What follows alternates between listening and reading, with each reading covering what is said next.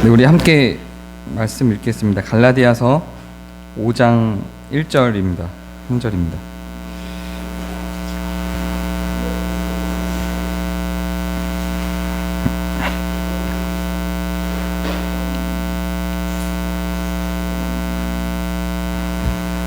우리 한 절이니까요. 함께 한 목소리로 읽겠습니다. 시작. 그리스도께서 우리를 자유롭게 하려고 자유를 주셨으니 그러므로 굳건하게 서서 다시는 종의 멍에를 매지 말라. 계속 그 율법주의하고 율법 폐기주의의 그런 그 좀 긴장 관계 속에서 한국 교회가 오해하고 있는 율법에 대한 그 잘못된 개념들을 좀 수정하고 있습니다. 지금 이제 율법을 이제 출애굽기와 레위기를 나갈 건데 앞으로 그걸 나가기에 앞서서 진행되는 5번의 이 개념, 율법에 대한 개념 정리는 사실은 기독교의 정수입니다. 제가 설교를 통해서 이걸 잘 표현할 수 있는지와는 별개로 이 내용 자체가 사실은 기독교의 핵심적인 내용들입니다. 그런데 사실은 한국 교회에 굉장히 많이 잘못 소개되거나 혹은 오해돼서 소개되거나 별로 의미 없는 것인 것처럼 묻혀버린 것들이 많이 있습니다. 온전한 그리스도인이라는 책이 얼마 전에 나왔는데요. 그게 바로 이 내용들을 다루고 있는 책입니다. 제가 설교하는 것보다 그 책이 어떤 측면에서는 좀 더 명료하게 잘 설명을 하고 있을지도 모르겠습니다. 관심이 있으신 분들은 한 번쯤 읽어보셔도 괜찮을 것 같습니다. 오늘 우리가 읽은 본문을 보면 굉장히 잘못 오해된 해석이 난무합니다. 한국교회 안에 그리스도께서 우리를 자유롭게 하려고 자유를 주셨으니 굳건히 서서 종의 멍에를 매지 말라라고 하는 이 말을 매우 잘못 오해해서 예전엔 율법이 우리를 구원했고 이제는 은혜가 우리를 구원하니 율법으로 살아가는 것이 종의 멍에다. 그래서 이제는 율법을 버리고 율법을 폐지하고 은혜 가운데 있자라고 주장하는 게 한국교회에 지금 만연하죠. 바로 이 갈라디아서 5장 1절을 근거로 그런 주장이 굉장히 많이 확산돼서 나옵니다. 만약에 그렇게 가면 율법을 마치 폐지하는 것처럼 율법이 없어도 되는 것처럼 그렇게 주장하는 구조로 가면 예수님께서 숱하게 많이 나는 율법을 폐하러 온 것이 아니요 완성하러 온 것이라고 하는 말이 무색해집니다. 갈라디아서와 똑같은 저자인 사도 바울이 로마서에서는 또 율법에 대한 효용성에 대해서 설명을 하고 있는데 그 로마서 전체도 또 무용화시켜버리는 결과를 초래합니다. 근데 갈라디아서가 갖고 있는 그런 파괴력이 이렇게 예수 그리스도의 사복음서에 나타난 말씀들과 로마서에서 가르치고 있는 율법에 대한 가르침들을 다 무색하게 만들어버리는 결과를 초래합니다. 잘못된 해석 때문에 그렇습니다. 지금 이 로마서 5장 1절에서 이야기하고 있는 우리를 자유롭게 했다, 자유를 줬다, 다시 종의 멍에를 매지 말라라고 하는 건 율법에 우리가 묶여 있었으니 율법을 버리고 이제는 율법을 지키지 말고 은혜 안에 있어라 라고 하는 의미가 아닙니다. 먼저 지난주에 제가 잠깐 얘기한 것처럼 갈라디아서가 쓰여진 이유를 좀 설명을 하자면 원래 유대인들은 율법을 지키고 살아가는 것이 그 율법을 지키는 것이 자신들에게 구원을 준다고 생각하고 살아갔죠.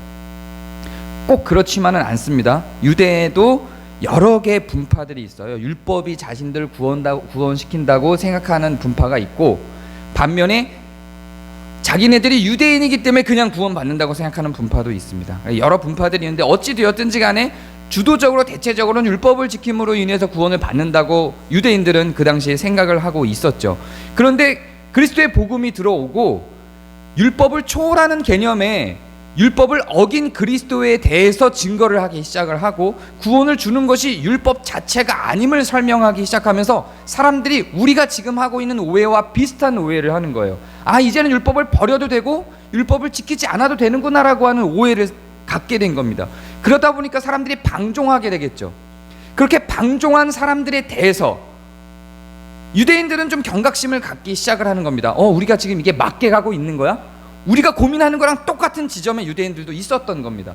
그리고 이방의 사람들이 계속해서 교회로 유입돼 들어옵니다. 특히나 갈라디아 교회 같은 경우는 이방에 세워진 교회이기 때문에 원래 이스라엘이 갖고 있던 율법에 대한 이해가 별로 없는 교회였어요. 그러니까 자꾸 이방인들이 유입돼 들어오면서 율법에 대한 이해가 없는 상태로 복음을, 은혜를 인한 그리스도에 대한 가르침, 구원에 대한 가르침을 먼저 받다 보니까 율법이 무시된 채로 그냥 살아가는 것처럼 보이는 거예요. 그러니까 유대인들이 그런 이방인들의 삶, 같은 그리스도인이지만, 같은 기독교인이지만 유대인들이 원래 지키고 살았던 생활 풍습하고는 멀어져 있는 이방인들의 삶을 보면서 긴장하기 시작합니다. 이거 아닌 것 같아. 그래서 다시 율법을 강화하고 율법의 억압을 다시금 강조하기 시작하는 사람들이 갈라디아 교회에 나타나기 시작합니다. 그리고 이방인으로서 그리스도를 믿고 그리스도의 가르침으로 들어와서 원래 유대가 갖고 있는 풍습과 율법을 무시하고 살아가고 있는 그리스도인들에 대하여 유대인들이 엇박을 하면서 다시금 율법을 지킬 것을 강조하자 바울이 아니야, 왜 다시 옛날로 돌아가려고 해 하면서 쓴 것이 그리스도의 은혜가 없어지는 것이 아니야, 무의미하지 않아, 그게 맞는 거야, 왜 다시금 처음으로 돌아가려고 해 라고 하면서 쓴 것이 갈라디아서입니다. 그러니까 이것은 양 극단 사이를 조율하려다 보니, 특히나 잘못된 주장을 한 사람들이 율법주의자이다 보니 그 율법주의에 대해 반대하며 쓰여진 것이다 보니 마치 율법이 폐하여진 것 같은 느낌으로 쓰여진 것이지 실제로 율법을 폐한 건 아닙니다. 왜 그러한지를 지금부터 제가 하나하나 설명을 해보도록 하겠습니다. 원래 구약과 신약의 가장 중요한 차이는 무엇일까요? 우리는 어떻게 생각하냐면 구약이 율법을 믿음으로, 율법을 지킴으로 구원을 받고 신약은 그리스도를 믿음으로 구원을 받는 것처럼 많이 인지를 하고 그렇게 많이 배워왔습니다. 그런데 그렇지 않아요. 구약도 믿음으로 구원을 얻고 구약도 하나님의 주권으로 구원을 얻습니다. 구약도 율법으로 구원을 얻지 않아요. 만약에 구약이 율법으로 구원을 얻는 것이다, 이스라엘 백성들이 율법으로 구원을 얻었다라고 가정을 한다면 야곱, 아브람 다 구원 못 받는 거예요. 율법적 삶을 살아가지 못했고 율법은 모세 시대에 왔기 때문에 그러합니다. 좋아요. 그럼 모세 시대 이전 사람들은 율법이 없었기 때문에 거기 해당되지 않는다라고 치고 모세 시대 이후에 왔던 다윗은 어떡할 거예요? 솔로몬은 어떡할 거예요? 이 사람들은 율법을 지키지 못했는데. 구약 시대에도 마찬가지로 하나님의 은혜와 주권으로 구원을 얻었습니다. 레위기가 계속해서 주장한 내용이 뭐냐면 율법을 계속 강조해서 이야기를 해놓고 레위기의 마지막 부분에 이렇게 이야기를 하죠. 너희들이 이거 다 못 지킨다.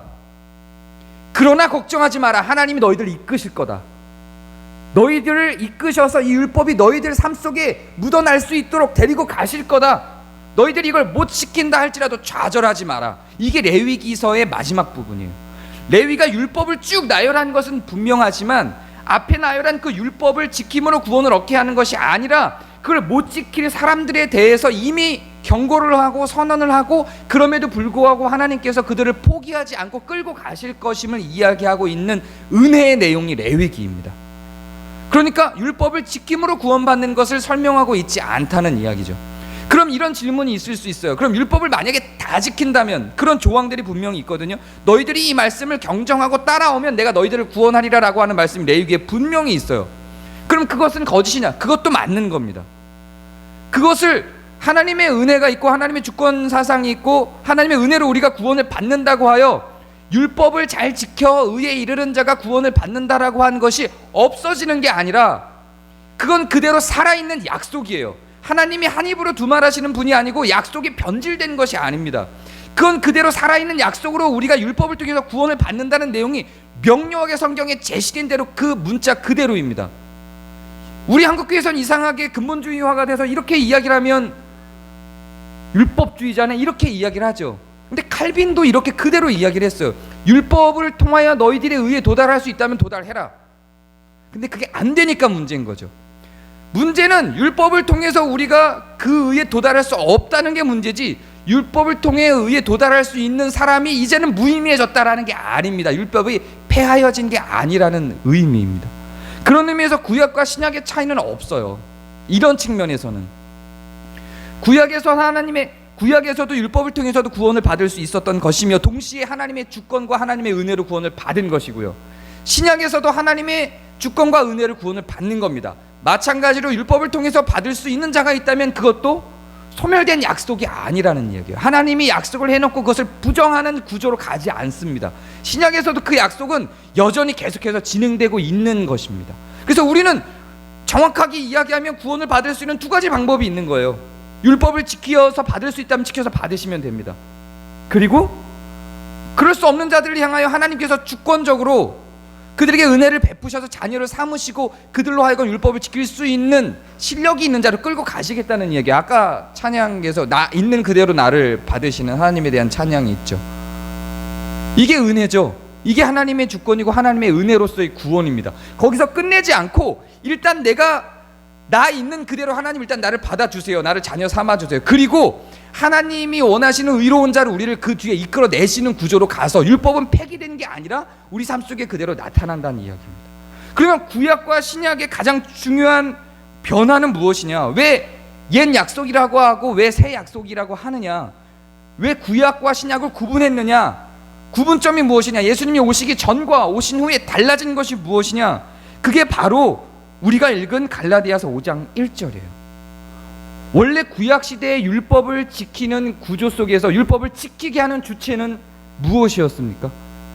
구약시대의 사람들이 율법을 왜 지켰죠?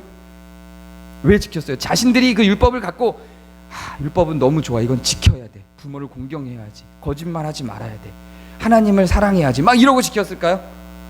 구약시대의 율법을 지키게 만들었던 주체는 국가적 힘, 국가의 억압이었습니다. 당위였습니다. 구약시대의 율법을 지키는 주체는 국가였습니다. 개인이 아니었습니다. 개인이 정말로 원해서 그 율법이 너무 달아서 지켜낸 것이 아니라 국가가 그걸 지키지 않으면 벌책을 줬습니다. 처벌을 했습니다. 그 처벌이 율법을 지키게 만드는 주체였습니다. 강제적으로 율법을 지켜야만 했던 시대입니다. 그게 구약시대입니다. 그렇지 않으면 종교적인 법뿐만 아니라 국가적 법으로 다스려서 율법을 지킬 수밖에 없는 구조로 백성들을 이끌고 갔습니다. 그런데 이제 변화가 생겼습니다. 그리스도가 오셨고 갈라디아서 3장에 있는 내용대로 그리스도의 죽으심과 함께 우리는 하나님의 자녀가 되고 그 증표로 우리 가운데 성령이 내주하며 이제는 우리가 우리 스스로 율법을 지킬 수 있는 주체가 된 것입니다. 그것이 구약과 신약의 가장 중요한 차이입니다. 내가 그리스도와 함께 십자가에 못 박혔나니 그런즉 이제는 내가 사는 것이 아니요 오직 내 안에 그리스도께서 사신다라고 해서 우리의 주체가 오히려 소멸되거나 우리의 주체가 오히려 없어진 것이 아니라 우리가 국가적 억압에 의해서 지켜낼 수밖에 없었던 율법의 주체가 이제는 내 안에 있는 그리스도와 내 안에 있는 성령에 힘입어 내가 그것을 지켜낼 수 있는 사람으로 나서게 된 겁니다. 그래서 율법을 지킨다는 전제는 그대로 갖고 가는 겁니다.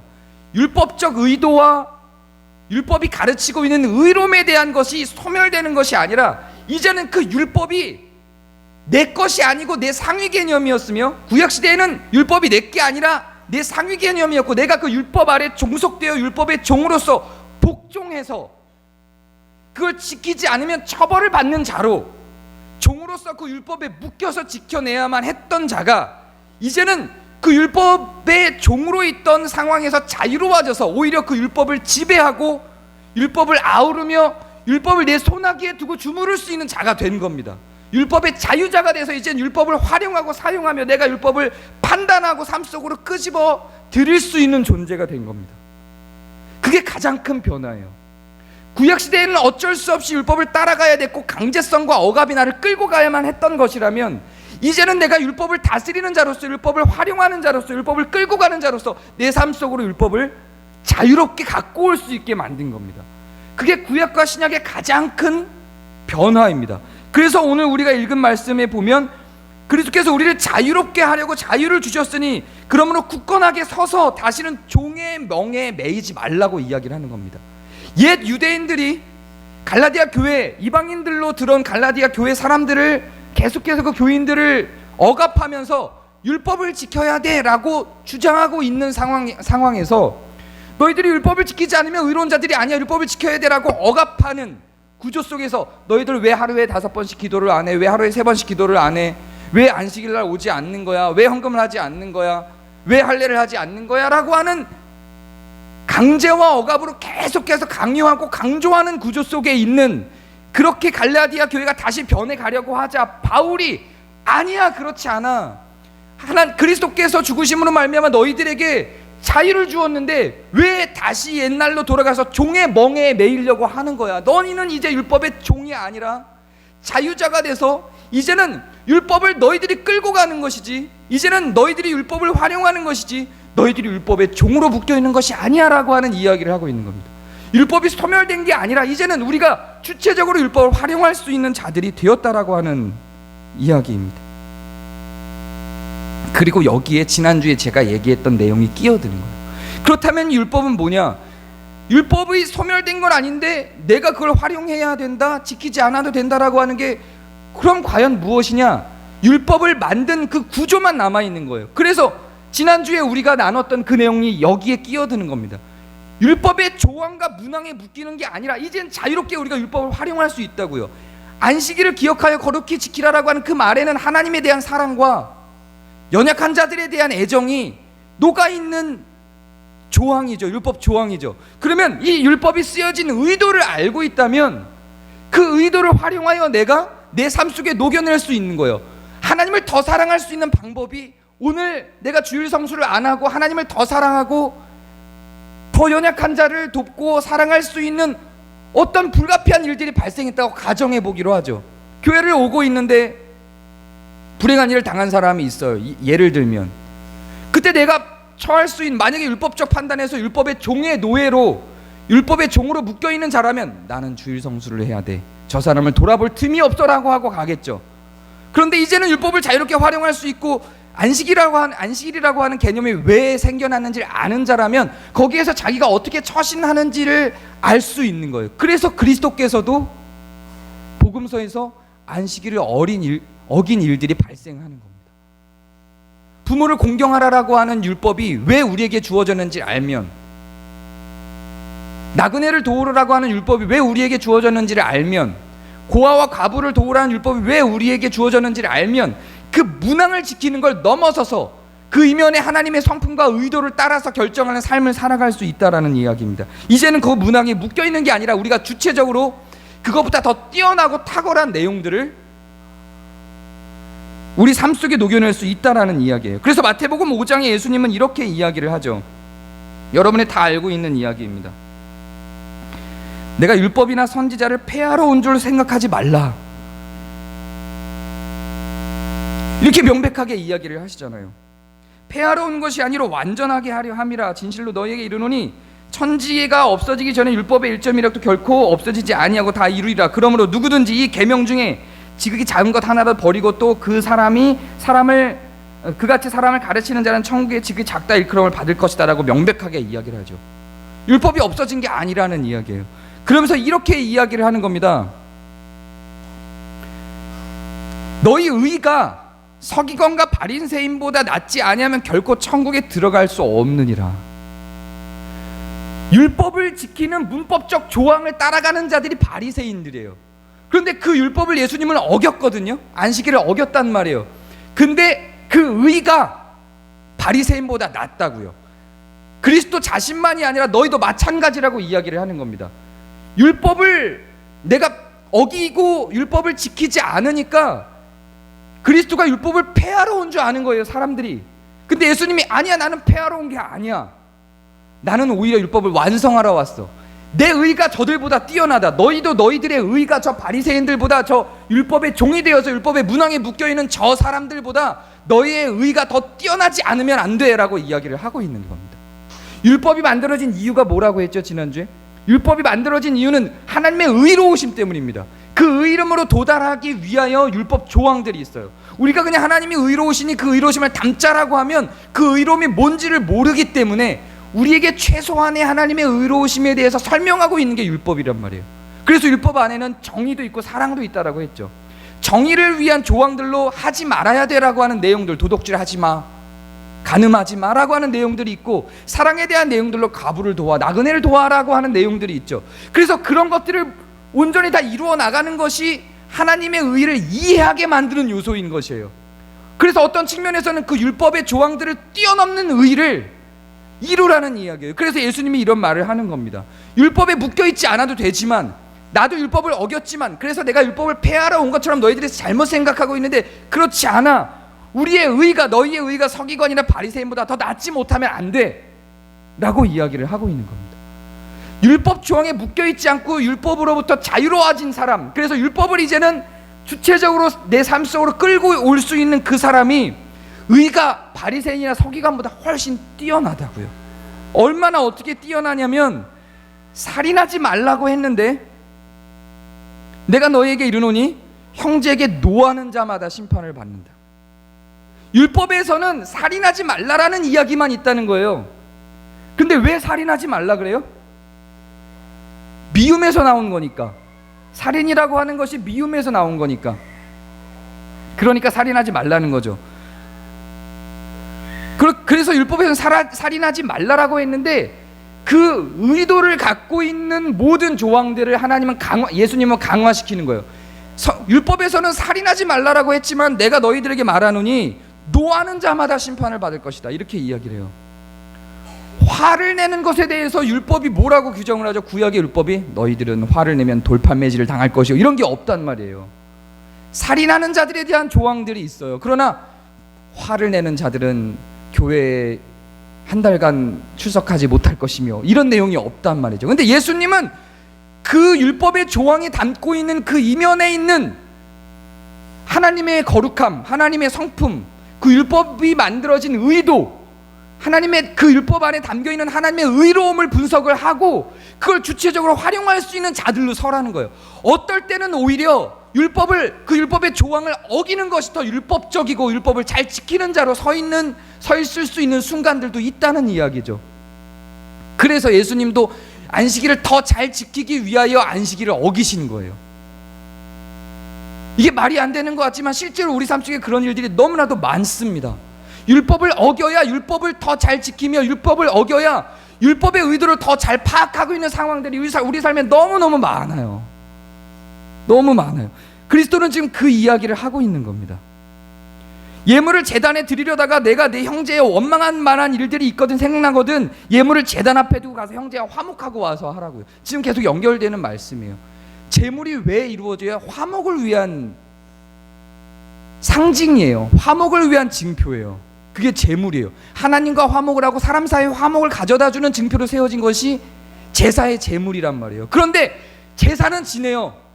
형제하고는 다 불화를 갖고 있어요. 형제들에게 거짓말을 하고 노략질을 해서 형제들 것을 다 찬탈했어요. 근데 제사를 지내요. 이게 의미가 없다고. 율법을 지켜도 지킨 것이 아니란 이야기죠, 이거는. 근데 내가 제사를 지내지 않았어요. 그런데 제사를 지내려고 갔다가 제사를 지내려고 하는데 형제와 싸운 것이 찔려서 형제에 찾아가서 사죄를 하고 왔어요. 그게 더 율법을 잘 지킨 거라는 이야기죠. 형제와 싸우지 말라, 형제를 미워하지 말라라는 게 구약율법에는 없어요. 그런데 화목을 위한 제사가 있죠. 화목제가 있어요. 화목제를 하러 나갔는데 불화관계가 있어요. 그럼 이 화목제를 지낸 것이 의미가 있냐고요. 율법이 의미가 없다고요. 이럴 때는 그 율법을 더 잘 지키는 건 뭐냐면 그날 와서 화목제를 지낸 것이 아니라 그 형제에 가서 화해를 하는 것이 그 율법을 더 잘 지킨 거라는 이야기죠. 전부 다 그래요. 간음하지 말라 하는 말을 들었으나 음욕을 품고 여자를 보는 자마다 이미 간음했다고. 율법 이면에 있는 모든 것들을 다 통찰해내서 전부 삶 속으로 들어오게 만들어내고 있는 겁니다. 이웃을 사랑하고 내 원수를 미워하라는 말을 들었으나 이거는 잘못 기록된 게 아닐까요? 원수를 사랑하며 너희를 박해하는 자를 위하여 기도하라. 이게 뭘 의미하고 있는지, 사람을 사랑한다라고 하는 것이, 이웃을 사랑한다라고 하는 것이 뭘 의미하는지를 생각을 해보라는 거죠. 이제는 너희들이 그걸 주체적으로 생각하고 판단할 수 있는 능력이 있다는 거예요. 너희 안에 성령이 있으니까. 이제는 성령이 없어서 율법에 종속되어서 살지 않으면 결코 이룰 수 없는 그런 상황들, 그런 삶을 살았던 너희가 아니라는 거예요. 이제는 너희들이 내가 와서 십자가에 못 박혀 죽어서 이제는 너희들이 하나님의 자녀가 되고 주체적으로 너희들이 그 율법 이상의 것들을 성취하고 살아갈 수 있는 능력이 성령을 통하여 너희 안에 있다는 이야기예요. 그럼 그렇게 살아가라는 이야기죠. 근데 왜 아직도, 바울은 그 얘기를 하는 거예요. 근데 왜 아직도 너희들은 율법의 종에 매여 있느냐. 이제는 각각 개인이 전부 율법을 다 활용할 수 있는 능력이 있어요. 모든 여러분들에게 성령이 다 있거든요. 이건 뭘 의미하냐면 옆에 있는 사람들을 율법의 잣대로 재단할 수 없다는 것도 포함을 하는 겁니다. 재단할 수 없어요. 그가 왜 율법을 어겼는지 우리가 판단하고 있을 때에 기독교인으로서 살아야 될 규칙들이 있죠. 규정들이 있죠. 근데 옆 사람은 그걸 어겼거든요. 그 판단하지 마시라고요. 너나 잘하세요. 이렇게 이야기를 하고 있는 겁니다. 네가 주체적으로 잘하는 거야. 만약에 너한테 방해를 주고 있다면 그 부분은 이야기할 수 있지만 내 신경에 거슬려 제가 율법적이지 않아라고 할 때 판단하지 마. 모두가 다 주체적으로 이미 서 있는 사람들이에요. 하나님이 성령님이 그를 이끄실 거고 성령님을 의지하고 성령님을 믿는 믿음이 있다면 내 율법의 잣대로 그를 재단하고 판단할 수 없어요. 이건 저도 마찬가지예요. 저도 여러분을 향해서 판단하지 않아요. 근데 하물며 성도 간에 교우 간에 그거를 판단을 한다? 가족 간에는 어떨까요? 원고에 없어서 이거 지나갈게요. 할 말은 있었는데 우리는 잘못 생각할 때 지금 예수님의 이 말씀을 율법을 강화한 것으로 오해할 수 있습니다. 율법을 강화한 게 아니에요. 율법의 조항을 강화한 게 아니에요. 율법이 뭔지, 지금 신약시대 이 시대의 율법이 뭔지를 이야기하고 있는 거예요. 이미 이 신약시대만 해도 모세가 율법을 만들었던 당시하고 너무도 많은 것들이 변해버린 상태예요. 이젠 로마의 통치를 받고 있어요. 모세가 통치하지 않아요. 다윗이 통치하지 않아요. 이젠 로마의 통치를 받고 있어요. 너무 많은 환경들이 바뀌었어요. 이젠 율법을 마음 가운데 담아두지 않으면 율법은 없어질 상황이에요. 로마의 법이 율법을 대체해버릴 상황이에요. 요시야 왕이 율법을 발견했죠. 그리고 한탄하면서 옷을 찢었어요. 우리가 율법을 잊고 살았다. 이스라엘이 국가로 서 있는 그 당시 누군가의 지배를 받지 않고 강력한 힘을 자랑하고 있던 그 당시에도 율법은 소멸되고 세상의 법, 세상의 나라, 왕이 다스리는 나라, 사사가 다스리는 나라, 선지자가 다스리는 나라가 아니라 왕이 다스리는 나라로 된 것만으로도 율법은 소멸되고 없어졌다니까요. 환경이 변했어요. 모세가 다스리던 때하고 달라져 버렸어요. 여호수아가 다스리던 때하고도 달라져 버렸어요. 요시야가 다스리던 때조차도 로마의 통치가 아니라, 그때 요시야가 율법을 발견하고 옷을 찢으며 한탄을 하죠. 그리고 그걸 다시 새겨내요. 그럼 그동안 이스라엘은 뭐였을까? 율법 없이 살았던 거예요. 그동안 율법 없이 살았어요. 율법은 끊임없이 계속해서 재해석돼서 시대 속에 적용될 수밖에 없습니다. 그 율법 속에 있는 문자 조항이 지금 우리의 삶을 지배할 수 없어요. 그게 어떤 의도를 갖고 있고 어떤 의미를 지니고 있는지를 파악을 해야 되고, 그 의로움이 우리 삶 속에 녹아지도록 우리가 주체적으로 판단해서 갈 수밖에 없어요. 그게 그 역할을 하는 게 우리 안에 있는 성령입니다. 그럼 그 성령이 어떻게 우리에게 그 역할을 하도록 하십니까? 갈라디아서 6장 1절을 보면 이렇게 나와요. 형제들아, 만일 사람이 범죄한 일이 드러나가던 신령한 너희는 온유한 심령으로 그러한 자를 바로잡고, 이렇게 나와요. 온유한 심령으로. 이제는 율법을 어떻게 재단하고 어떻게 지켜요? 옛날에는 율법을 지키는 주체가 누구였냐면 국가였다고요. 억압이었어요. 강제였어요. 그걸 지키지 않으면 죽거나 갇히거나 어떤 피해를 입을 수밖에 없는 구조였어요. 이제는 그런 구조가 바뀌었고 율법을 지키는 주체가 나가 됐어요. 내 옆 사람이 아니에요. 목사가 아니에요. 제가 여러분들한테 그걸 지키도록 요구할 수 없어요. 주일 성수 안 하는 사람들은 저주받을지어다 할 수 없어요. 그런 구조는 없어요. 주일 성수 안 했다고 교통사고 나고 그런 건 없어요. 이제는 나와 그리스도와의 관계, 나와 성령과의 관계고, 여러분 각각 개인 안에 성령이 주체적으로 있어요.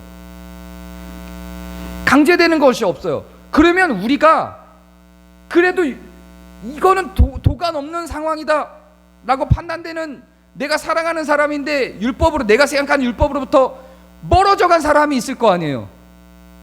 그거 어떻게 해요? 조금 직접적인 비유, 여러분들에게 좀 긴장되는 비유를 하자면, 내 자녀가 엄마 나 다음 주부터 교회 안 가 라고 했어요. 예하가.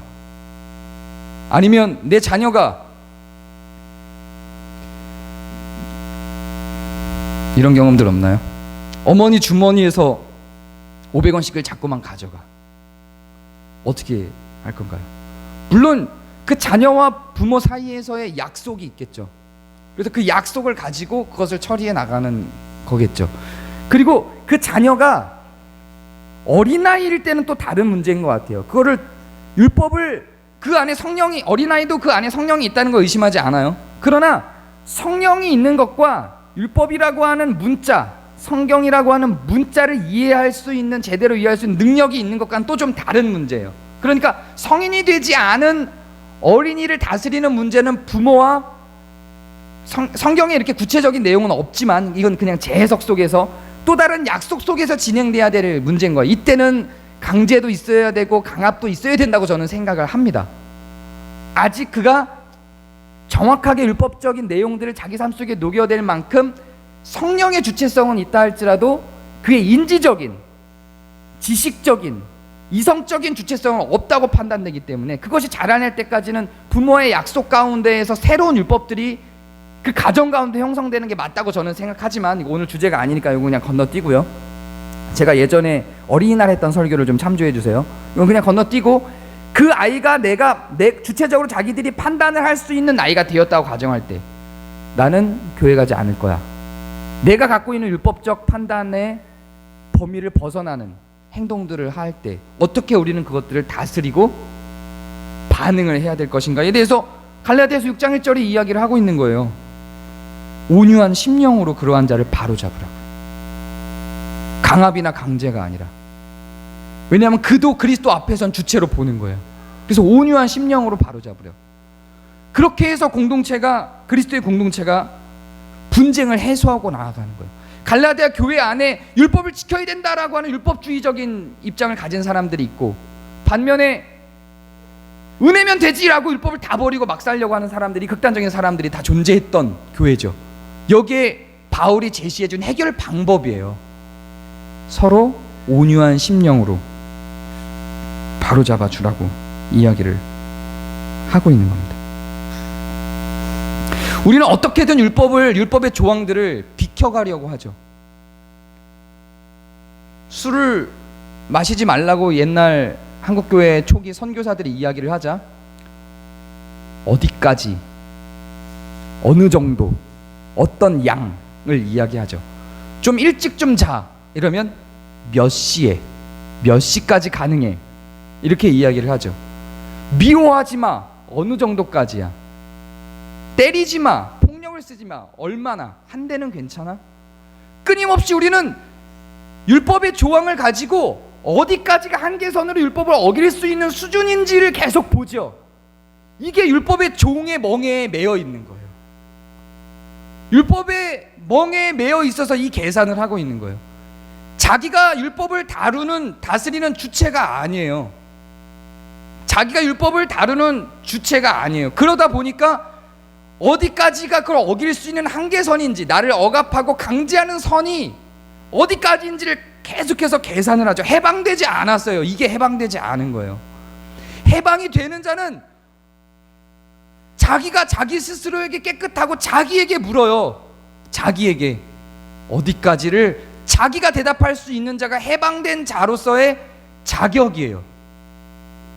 그래서 이제는 자유인으로서 율법을 내 삶 속으로 녹여낼 수 있는 자의 자격이에요. 제가 우리 교회 오고 나서도 이 이야기를 굉장히 많이 들어요. 술 이야기. 제 앞에서 같이 술을 마시는 분들부터 시작해서, 술을 마시는 사람들을 증오하는 분들부터 시작해서, 공예배에도 술을 들고 올 수 있게 해야 된다, 수련회에 수료를 갖고 가야 된다라고 주장하는 분들까지 매우 다양하죠. 제가 한마디도 안 하죠. 제 마음속에 뭔가 말들이 있어요. 한마디도 안 했어요. 안 하고 괜찮아요. 여러분의 선택이에요. 여러분과 그리스도와 대화하시고 여러분의 마음에 물어보시면 돼요.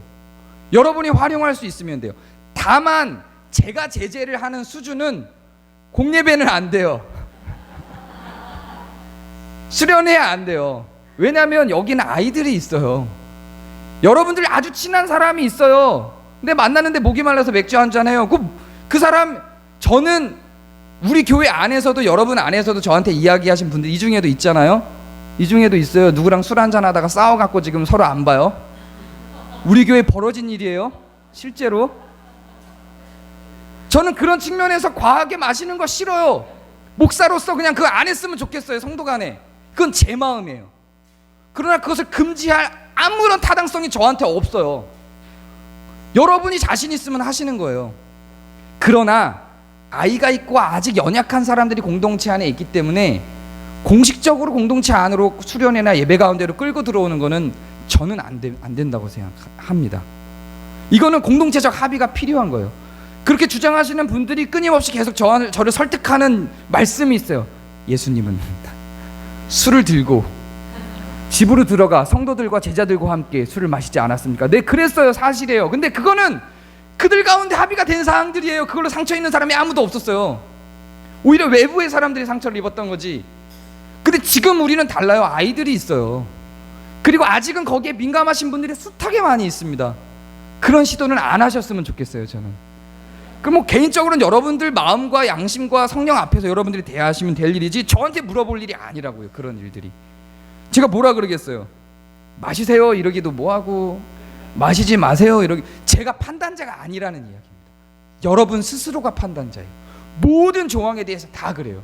주일날 제가 한동안 쉬어야 될 것 같아요. 못 가요. 여러분의 선택입니다. 괜찮아요. 여러분 마음 가운데 내주하고 계시는 성령님께 물어보시면 됩니다. 이제 억압에서 벗어나시고 율법을 초월하고 넘어서서 그 율법이 왜 생겼는지를 고민하시고 여러분 마음 가운데 성령님을 따라 성령이 주시는 만들어준 여러분 마음 가운데 있는 열매들에 집중을 하세요. 오늘 우리가 읽은 본문에 있는 내용들 6장 1절처럼 온유한 심령에 집중하시면 돼요. 사랑에 집중하시면 돼요. 오래 참음에 집중하시면 돼요. 양선에 집중하시면 됩니다. 그런 것들이 이제는 율법을 이루어 나가서 율법 이면에 있는 율법의 의도와 율법을 초월한 더 나은 율법 조항을 뛰어넘는 결정들을 여러분의 삶 속으로 끌고 가시게 될 겁니다. 그래서 율법 이상의 의로움으로 다가가도록 신앙적 주체로 여러분들이 자라가시면 됩니다. 율법을 마치 하나님처럼 여기지 마시고 여러분 가운데 있는 하나님에게 집중을 하시면 됩니다.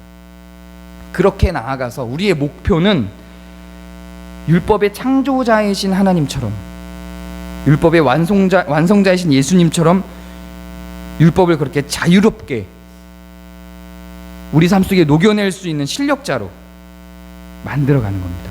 그게 그리스도의 십자가의 목적이에요. 그리스도가 죽으신 이유가 이 정도는 돼야죠.